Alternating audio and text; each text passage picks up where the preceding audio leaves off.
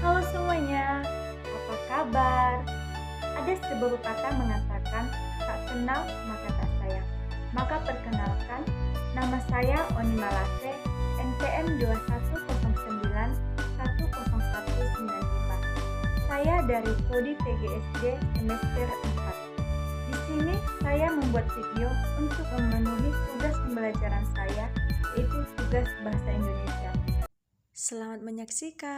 Saya mengambil sebuah cerita yang penuh inspiratif atau memotivasi, yaitu kisah sukses pendiri KFC. Beliau mempunyai nama asli yaitu Harlan David Sanders. Ia lahir di Indiana, Amerika Serikat pada 9 September 1890. Saat beliau masih berusia 6 tahun, ayahnya telah meninggal dunia, sehingga beliau menghabiskan hari-harinya untuk menjaga saudara-saudarinya di saat ibunya mencari nafkah. Saat berusia 16 tahun, Kolonel Sanders memutuskan untuk terjun ke dunia militer dengan menjadi tentara. Tetapi tak membutuhkan waktu lama, setahun kemudian ia bekerja sebagai buruh di sebuah stasiun. Itu pun berakhir karena beliau ikut perkelahian. Tak mau menyerah, Kolonel Sanders mencoba menjadi sebuah agen asuransi dan sempat juga berjualan ban. Setelah semua hal yang ia lalui, ia memutuskan bekerja di sebuah pom bensin di daerah Kentucky pada tahun 1937. Setelah semua hal yang ia lalui, ia memutuskan bekerja di sebuah pom bensin di daerah Kentucky pada tahun 1930. Suatu hari, penjual asongan berkata bahwa di kota ini tidak ada rumah makan yang bagus. Harlan Sanders pun mengiyakan pendapat itu. Dalam benaknya muncul sebuah keinginan untuk mendirikan sebuah rumah makan. Tidak ada satu orang pun yang tahu bahwa perkataan asongan tersebut membuat sebuah titik yang teguh di dalam hati Sanders untuk membangun sebuah rumah makan yang kemudian mengubah nasibnya. Ia berpikir bahwa hal yang paling mengesankan yang pernah ia lakukan di masa silam ialah memasak. Ia pun mulai membuka rumah makan kecil di belakang gudang pom bensin. Tak cukup waktu yang lama, rumah makannya sangat terkenal. Kemudian ia menutup pom bensinnya dan mengubahnya menjadi sebuah rumah makan yang ia beri nama Chad Sanders. Setiap tahun, Kolonel Harlan Sanders melakukan pencobaan untuk ayam goreng yang ia kelola, hingga akhirnya ia menemukan sebuah resep spesial ayam goreng yang terdiri dari rempah-rempah dan bumbu-bumbu yang ia kenal dengan 11 bumbu rahasia KFC. Selang beberapa tahun, tata letak kota Kentucky mengalami perubahan, sehingga rumah makannya tidak lagi strategis dan menarik pengunjung. Ia terpaksa menjualnya melalui pelelangan terbuka dengan harga $75.000. Jumlah ini belum cukup untuk membayar hutang-hutangnya. Kemudian, beliau mencoba menjual resep-resep ayam goreng ala KFC ke rumah-rumah makan di wilayah Utah, Amerika Serikat. Ia tetap mencoba mempromosikan ide jualan ayam KFC-nya meski sudah tua dan terserang penyakit rematik. Selama 2 tahun berkeliling, ia hanya dapat memuaskan 5 rumah makan. Selama 2 tahun, ia berkeliling dan menawarkan resepnya. Ia banyak ditolak dan ditertawakan oleh orang-orang. Beliau ditolak sebanyak 1009 kali penolakan yang ia terima. Tanpa kenal menyerah, beliau tetap berusaha dan yakin bahwa ia akan berhasil. Akhirnya, resep ayam gorengnya banyak disukai masyarakat Amerika Serikat. Perjuangannya yang tak kenal lelah terbayarkan hingga akhirnya ia berusia pada 70 tahun. Jumlah rumah makan KFC mencapai 200 tempat di USA dan Kanada. Setelah mencapai jumlah ini, Harlan Sanders berhenti berkeliling dunia. karena banyak orang datang ke tempat tinggalnya untuk sekedar berkonsultasi. Ia sukses di usianya pada 70 tahun. Pada tahun 1963, rumah makan KFC mencapai 604. Karena jumlah yang terlalu banyak, ia tidak mampu memikulnya, sehingga ia memutuskan menjual bisnis warlaba KFC-nya kepada John Brown Jr. dan seorang miliarder Jack Ma seharga $1 juta.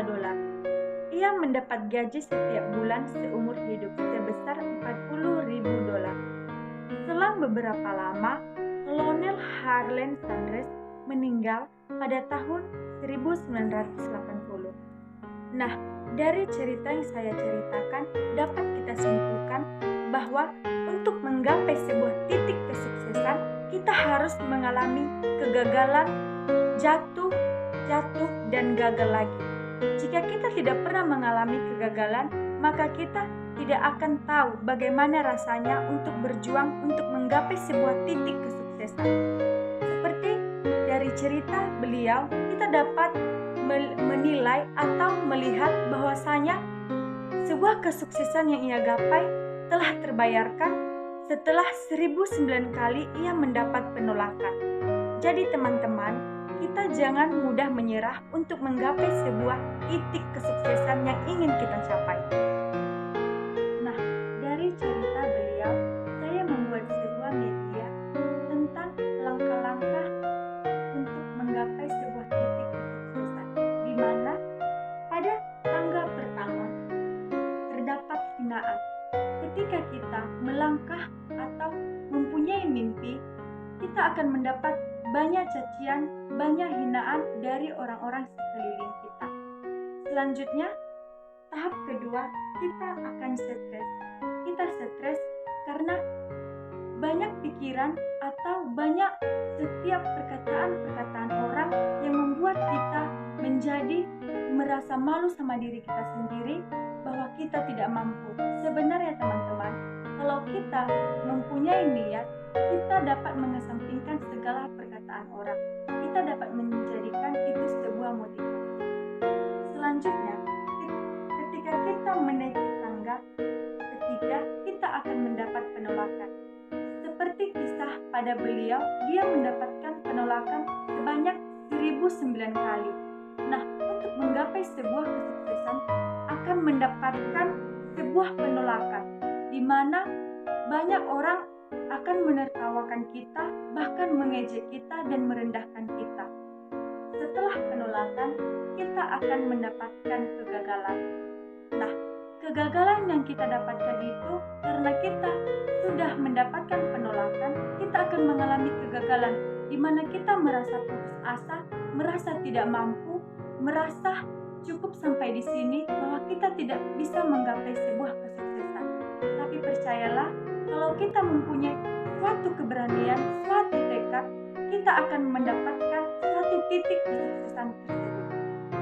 Setelah kita berhasil melewati tangga kegagalan, kita akan mencapai pada tangga kesalahan, di mana ketika kita sudah menerima atau sudah mendapatkan sesuatu, kita akan mendapat berbagai macam kesalahan. Itu akan menguji kita, menguji mental kita, seperti apa kita bertahan. Di situ kita akan dikelilingi oleh masalah-masalah. Namun percayalah, dengan masalah-masalah itu kita akan semakin dewasa karena kita akan terlatih untuk memecahkan berbagai masalah di dalam perjalanan yang ingin kita gapai. Selanjutnya, setelah kita melewati tangga kesalahan, itulah nanti kita akan menggapai sebuah titik di mana sebuah masalah-masalah atau sebuah tangga dari tangga awal hingga tahap ke atas kita telah melewatinya, sehingga kita bisa menggapai titik terakhir, yaitu titik atau tangga kesuksesan, di mana ketika kita sudah menggapai titik sukses tersebut, orang-orang akan menjumpai kita. Kebanyakan orang, mereka ingin melihat titik yang ingin kita capai, tetapi banyak orang di sekeliling kita tidak ingin mencari tahu seperti apa proses yang kita jalani. Yang dapat saya